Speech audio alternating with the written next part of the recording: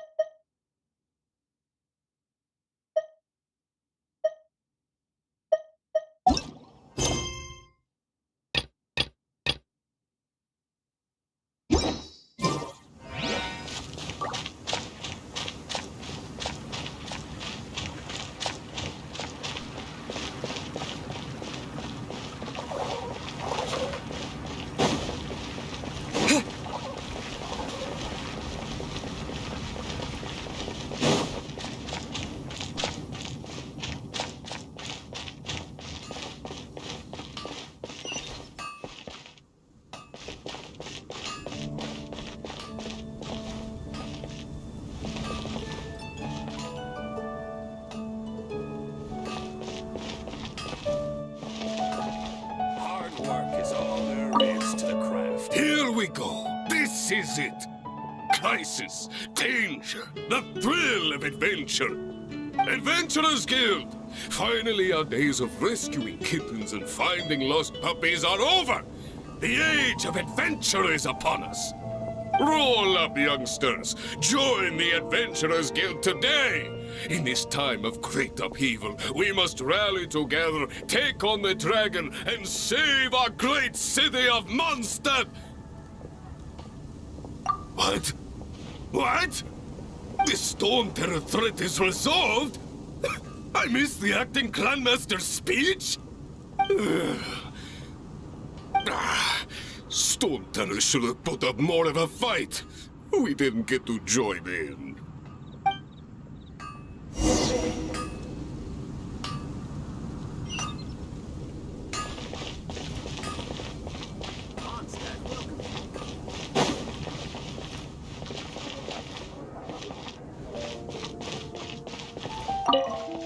Long live the heroes.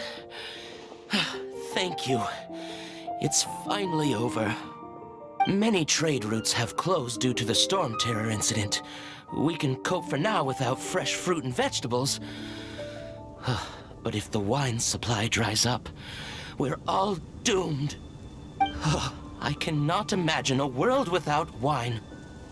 I hope they get the trade routes back up and running soon.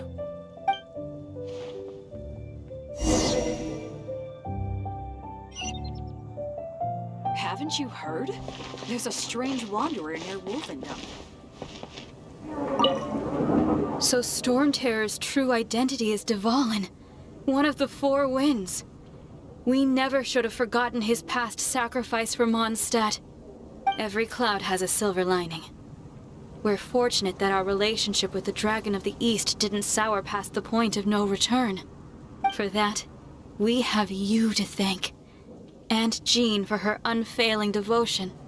As long as we have the Knights of Favonius, peace and freedom will prevail in Mondstadt.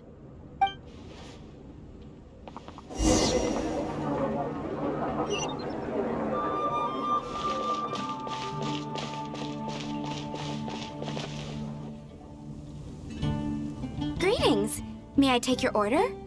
Why so cold? I've always thought that we enjoy quite the intimate friendship.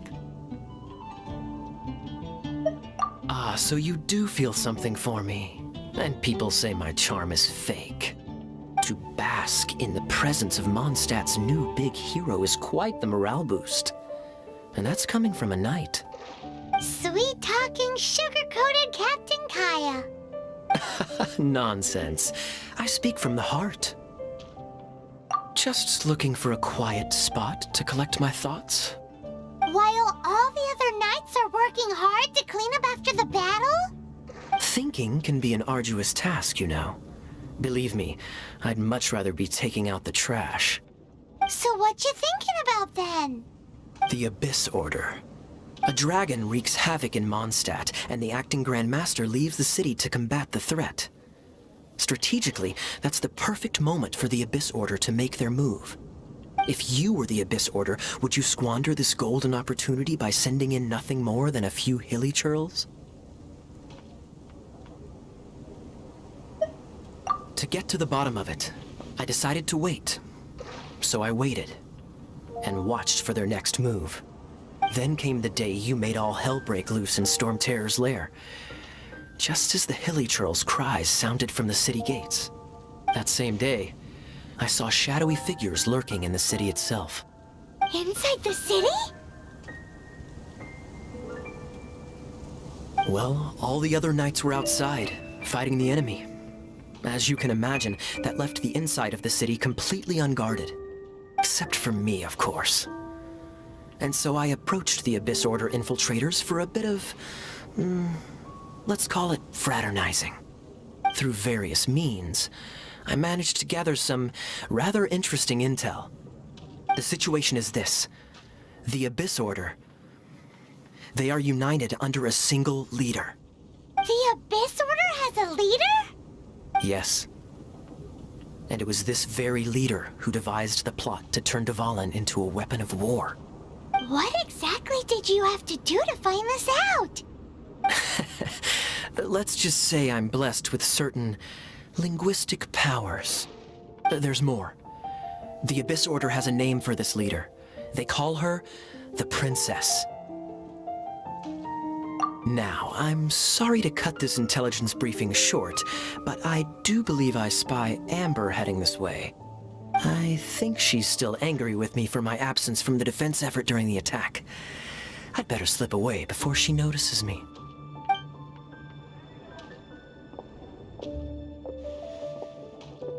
One minute I see Kaeya, the next he's slipped away. Clear sign of a guilty conscience. Are you sure? Because that sounds like exactly what he'd say to talk himself out of trouble.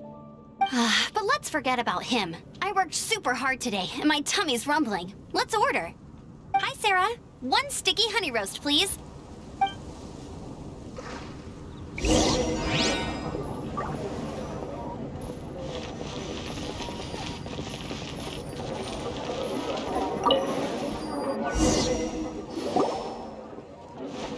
So, now the Storm Terror threat is behind us. What are your plans for the next step? Paimon thinks it's time to leave Mondstadt and keep looking through the 7 nations until we find clues about his sister. Huh, really? Oh, well, I guess this is goodbye for now. Hey, don't feel down. You'll always be a friend of the Knights of Avonius, and our honorary knight. Wherever you may go, and wherever the wind may blow. That's the spirit. Remember, Mondstadt will always welcome you. All right, now let's eat before it gets cold.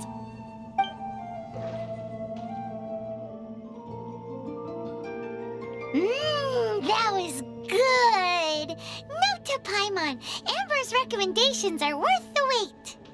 Of course. Well, I don't trust myself in the kitchen. You can always trust me with the menu. Oh, I almost forgot to mention. Jean's waiting for you at the cathedral. It's something to do with the Holy Lyre de Himmel. You'd better head there now. Today's recommendation is the steak.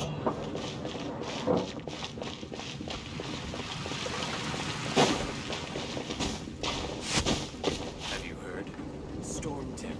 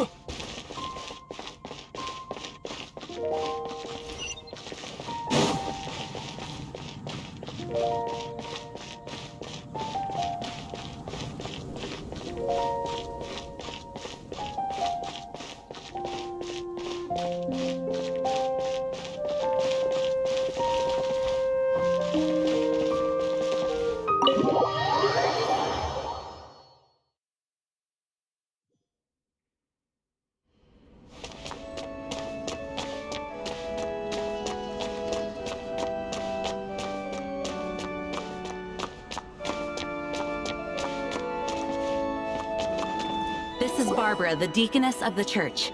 She is here to retrieve the holy lyre to Hamel. May the animal Archon protect you. I'm not really in a position to speak compared to our acting Grand Master, but I still want to thank you all on behalf of all of Mondstadt for your assistance. Fortunately, everything was resolved peacefully. I can't imagine how an all-out war between the military and the dragon would have ended. Now the Fatui have no choice but to keep their mouths shut. They must be annoyed that things didn't turn out as planned for them. This time, they even lost their best excuse to pressure the Knights of Favonius. Diplomatically speaking, they gained nothing, and on the contrary, simply proved just how vexatious they can be. Sounds like quite the story.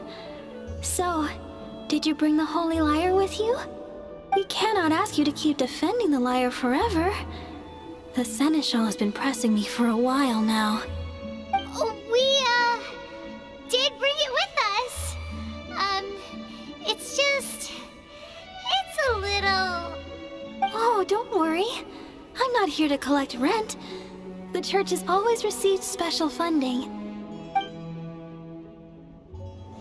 The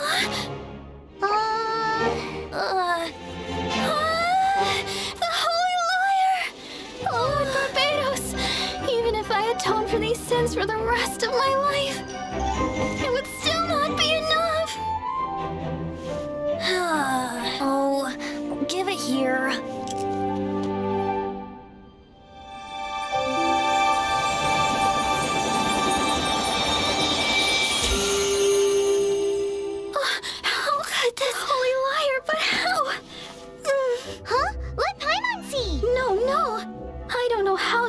To fix it, but you'll never touch the lyre again.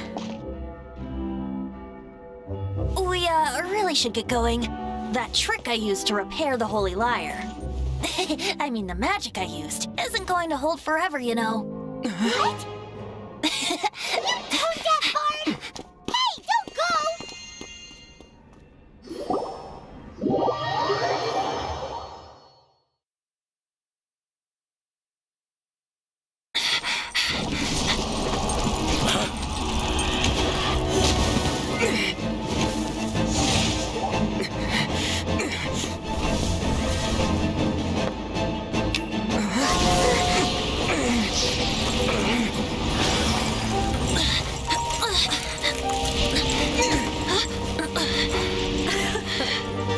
At last, Mondstadt's rodent ruler in the flesh. Scurrying through the streets looking for leftovers? Mondstadt calls this a god? Resident rodent beats invasive vermin. Don't you dare speak back to me, insolent bard.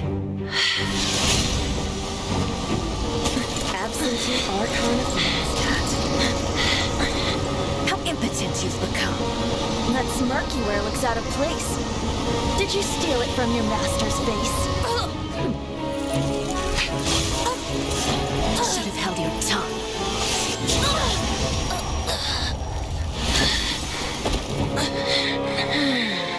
So, this is a gnosis. Wouldn't be caught dead wearing this ugly thing in public. Beauty isn't waste when the beholder has no taste.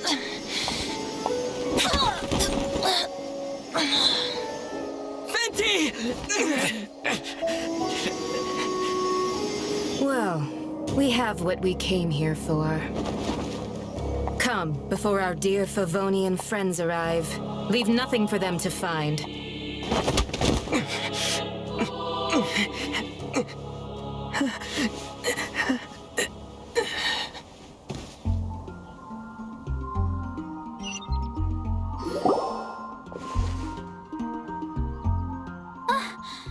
Honorary Knight, you're awake.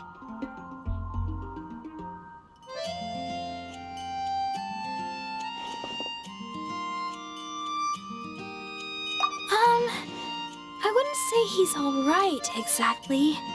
I found you lying unconscious outside the cathedral and used my elemental powers to heal you. That bard awakened first, but strangely, my healing powers had almost no effect on him. This is the first time I've encountered such a patient, but he just said, "It's completely normal," and then got up and left the cathedral. He left? Already? Where'd he go? The symbol of Mondstadt's hero. That's what he said. I wanted to stop him, but Master Jean, said to let him leave. How strange. Paimon remembers Venti healing under that tree before. It's probably due to the connection between Windrise and the animal Archon. Master Jean has figured it out as well, but we can't tell Barbara.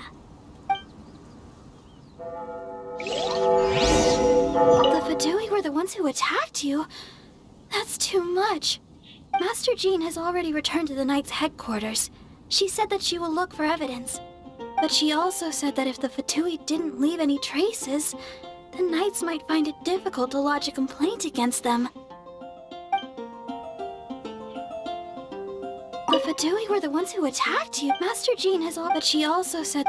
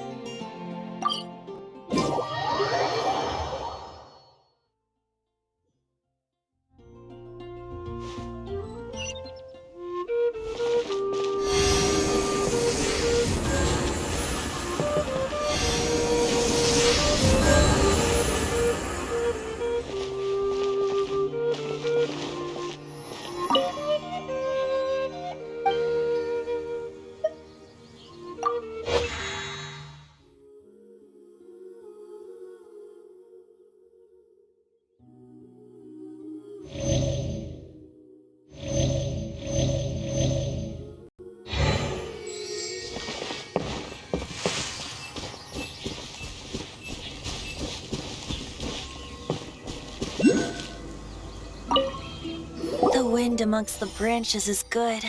I love the way it smells. I said the exact same thing last time. Why do I only say these things when I'm down on my luck? So you noticed. This isn't something I'm meant to discuss with ordinary people, but I suppose I can let you in on the secret.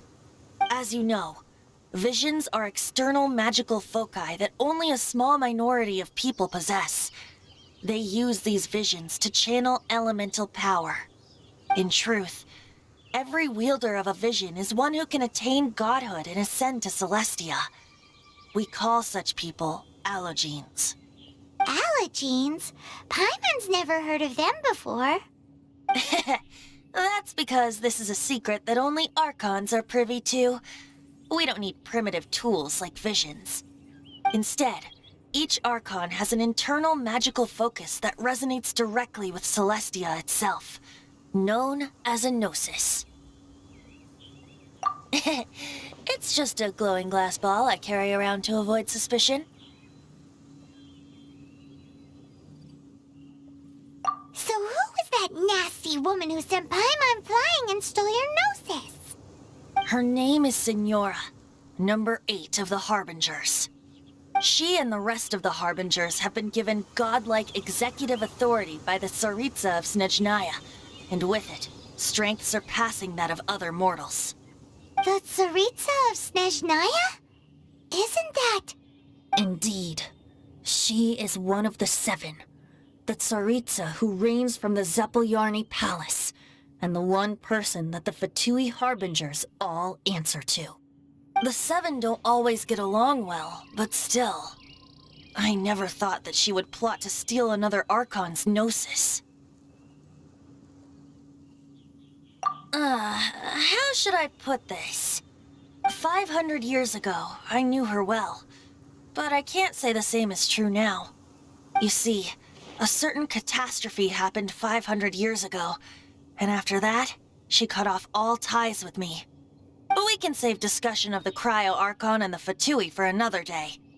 If you seek the rest of the Seven, many difficulties lie ahead of you still. You should head for Mondstadt's neighboring nation of Liyue. The Geo-Archon who reigns there, unlike me, administrates his entire region personally. He only descends once every year to give his divine predictions, which set the direction for Liyue for the rest of that year. Even so, it sounds like he works much harder than a certain someone, In any case, this year's Rite of Descension is soon to begin. If you miss it, you'll just have to wait another year. What? Oh, why didn't you tell us before? Well, then bye! We're going! One moment, Windborn Outlander.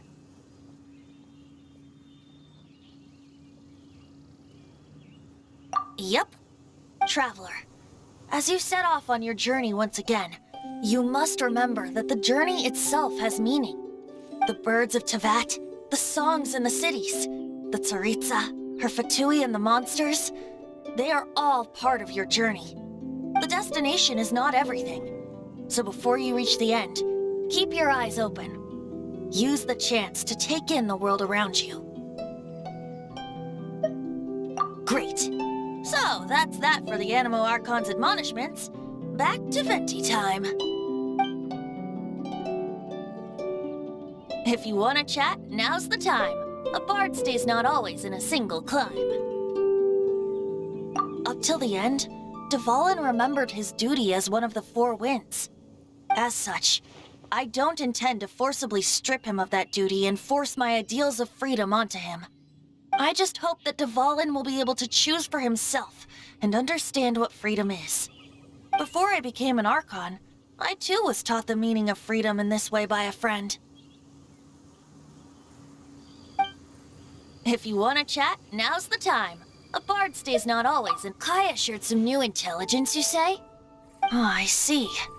So, the Abyss Order has a princess who orchestrated the plan to corrupt Dvalin? They were probably trying to turn Dvalin into a weapon of war for the Abyss. But that said, I have never heard of any such princess of the Abyss Order.